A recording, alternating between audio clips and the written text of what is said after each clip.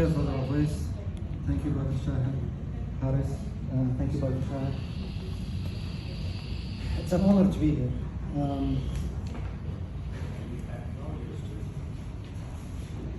Alhamdulillah Rabbil Alameen. I mean,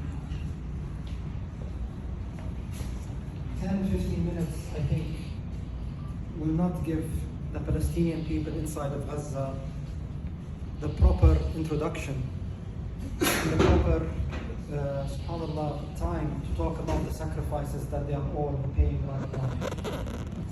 Brothers and sisters, Palestine is not a Palestinian cause. It is not an Arab cause. It is an Islamic cause. And the reason that I entered into the world of citizen journalism from Gaza is to ensure that people from all around the world that speak the English language, especially those that live in the West, listen to a voice from inside of Gaza in English with an Islamic context. Islamic context is very, very important.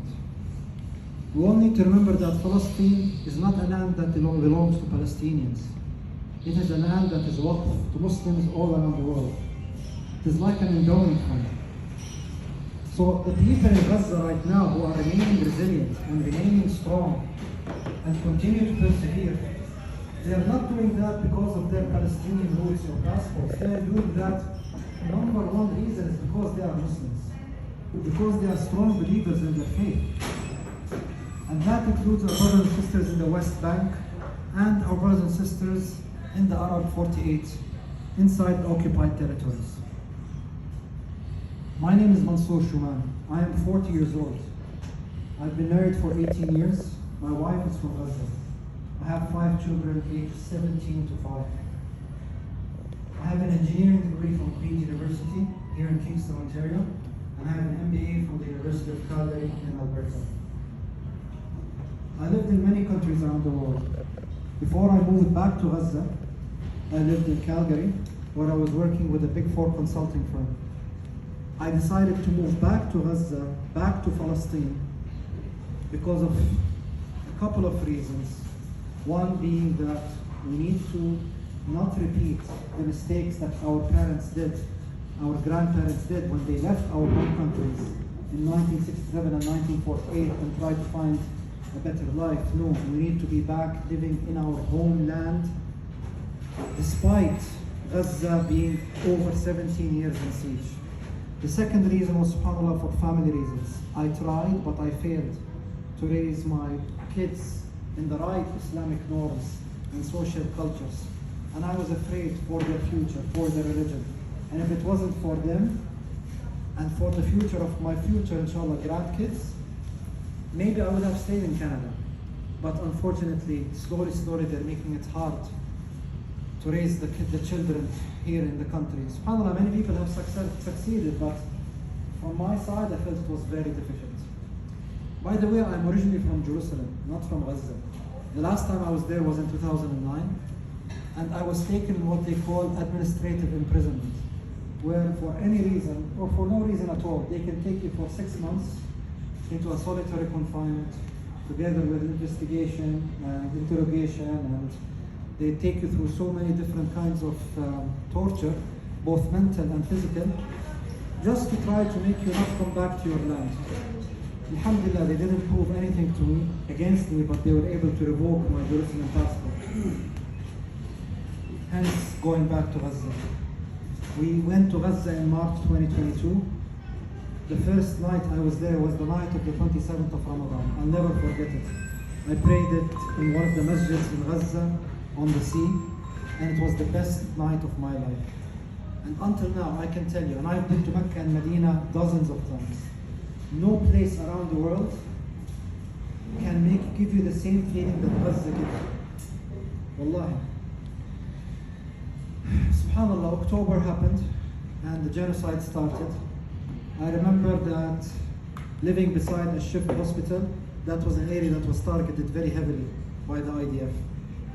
I remember being exposed with my family to white phosphorus. I remember the fire belts. I remember going with my neighbors from one house to one house trying to seek refuge. I remember staying at a Shifa hospital I remember suffering the lack of food, clothes, shelter, basic human necessary needs.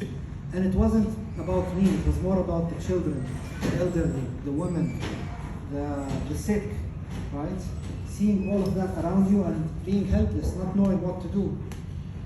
So I remember the second week of the genocide, I reached out to journalists who are real journalists. I told them, look, the propaganda in the Western media is very strongly populated by Zionists, and they're talking about us as rapists and baby beheaders and that we are all animals and deserve to be atomic bombed.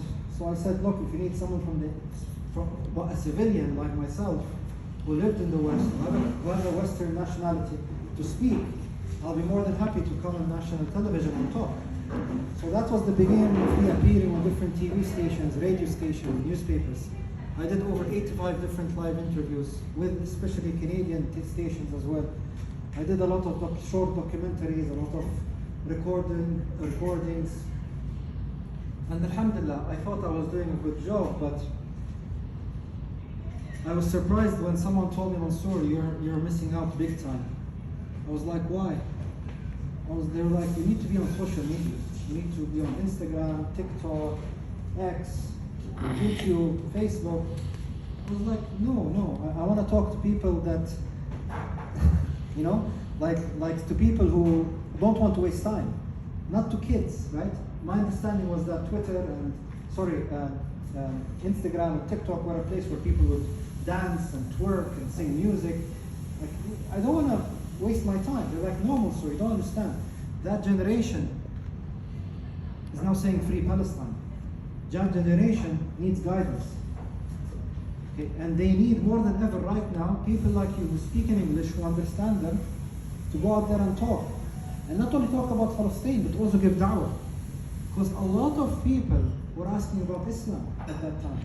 A lot of people wanted some more direction, wanted some more advice about why Palestinians remain so resilient despite all of this being thrown at them.